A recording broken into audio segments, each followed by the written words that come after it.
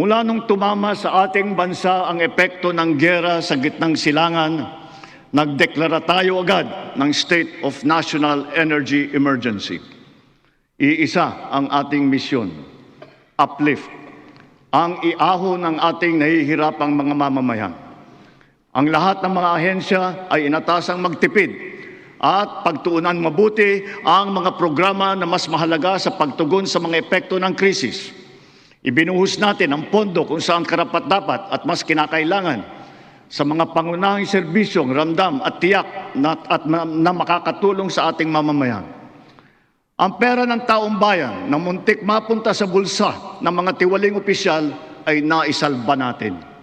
At sa halip na magamit natin ay nagamit natin sa mabuti at para sa tunay na kapakanan ng mamamayan. Ibinaba natin ang karagdagang halos 58 bilyong pisong pondo sa mga lokal na pamahalaan para mas mabilis at mas malawak ang paglingap sa taong bayan. Mataas ang tiwala at kumpiyansa natin sa mga lokal na pamahalaan. Ito ay paghahanda na rin para sa mas marami at mas malawak na serbisyo para sa kanilang mga nasasakupan. Nagsimula tayo doon sa mga direktang naapektuhan ng kaguluhan. Ang pagsaklolo sa ating mga kababayang OFW na naipit sa digmaan. Mahalagang misyon ito ng pamahalaan. Gayong lagpas 2.2 milyong Pilipino ay naghahanap buhay sa Middle East. Simula nung naputok ang gera, mahigit 12,000 kababayan natin ang ating naiuwi sa bansa na ligtas. Mahigit 140,000 OFW naman ang ating nabigyan ng sari-saring tulong sa gitna ng kaguluhan sa Middle East. Tulad ng pagkain, tulong pinansyal, pagpapagamot at masisilungan. Pag-uwi sa Pilipinas, sila ay ating tinulungan upang makapagsimula muli sa pagpahanap buhay sa pamamagitan ng Action Fund at OWA Kabuhayan Program. Ang iba naman ay nilapit natin sa peso o kaya'y sinama natin sa bayanihan para sa balikbayang manggagawa job fair. Samantalang ang iba ay tinulungan natin makapaghanap buhay muli sa ibang bansa. Bukod sa kanila, ang mga magbabalik natin mga gurong OFW ay papasok na sa mga public school natin kung saan sila ay higit na kinakailangan.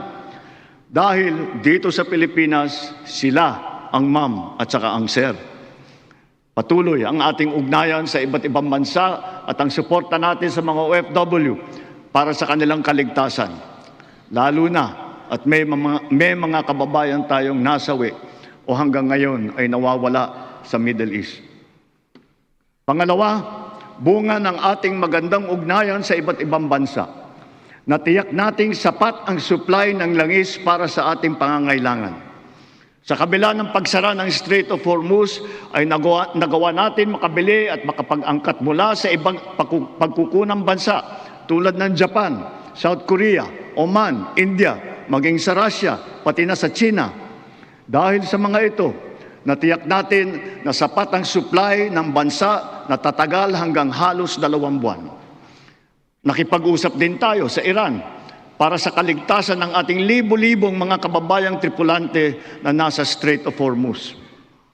Sa kooperasyon ng ating mga kumpanya ng langis, hindi naging biglaan ang pagtaas ng presyo ng petrolyo, kundi paunti-unti sa loob ng 1 linggo. Ito ay para naman maging magaan sa ating nahihirapang mga consumer. Nagtakda rin tayo ng sunod-sunod at malalaking mga price rollback na kailangan tuparin ng mga kumpanya ng langis. Sa tulong ng batas na naipasa ng Kongreso, agad din natin nasuspindi ng 3 buwan ang pagpataw ng excise tax sa LPG at saka sa kerosene. Bukod dito, agad din natin nilimitahan ang pagtaas ng presyo na inaangkat nating bigas. Inaresto at kinasuhan din natin ang mga nahuling nagsasamantala sa kabila ng pagdurusa ng taong bayan habang may state of energy emergency.